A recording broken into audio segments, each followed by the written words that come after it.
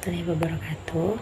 Saya Tinsa Waliyah, mahasiswi Universitas Kutai Kartanegara, Fakultas Ekonomi dan Bisnis, jurusan Manajemen dengan NIM 230215342, kelas 2A. Di sini saya akan menjelaskan sedikit tentang motivasi dalam manajemen untuk memenuhi tugas pengantar manajemen.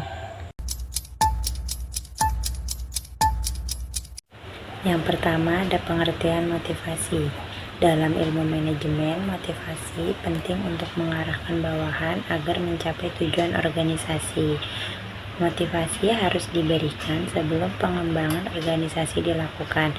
Motivasi dalam konteks organisasi adalah proses di mana seorang manajer mendorong orang lain untuk bekerja menuju tujuan organisasi dan memuaskan keinginan pribadi mereka. Motivasi juga dapat didefinisikan sebagai kegiatan manajerial yang mempengaruhi perilaku karyawan agar lebih baik. Selanjutnya, ada teori-teori motivasi.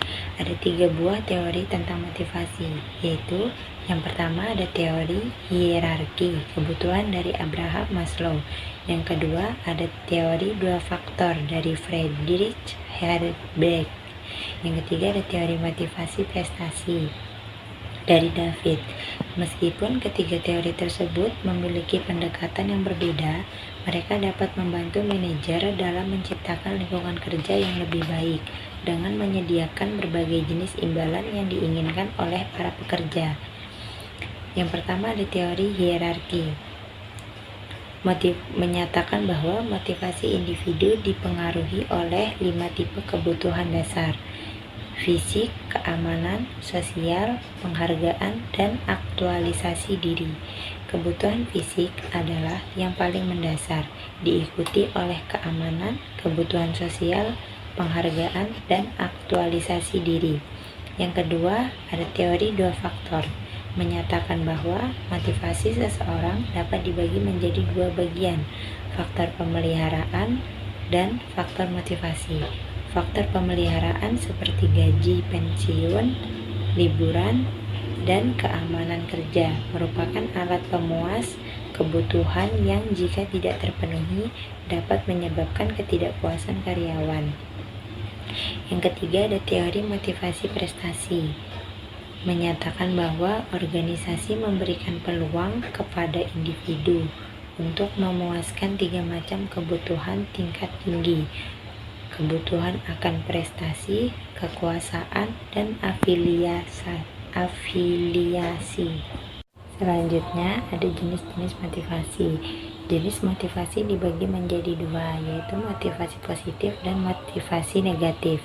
Motivasi positif melibatkan pemberian hadiah kepada bawahan yang berprestasi baik, sementara motivasi negatif melibatkan pemberian hukuman kepada bawahan yang memiliki prestasi rendah. Motivasi positif efektif dalam jangka panjang, sementara motivasi negatif efektif dalam jangka pendek. Manajer perlu konsisten dan adil dalam menerapkan kedua jenis motivasi ini untuk mencapai hasil maksimal. Selanjutnya ada alat motivasi. Alat motivasi dapat dibagi menjadi 3 bagian menurut Hasibuan. Pertama, material insentif seperti uang dan barang berharga. Kedua, non-material insentif seperti medali dan piagam. Ketiga, kombinasi material dan non-material yang memenuhi kebutuhan ekonomis dan kepuasan rohani. Yang terakhir ada metode motivasi.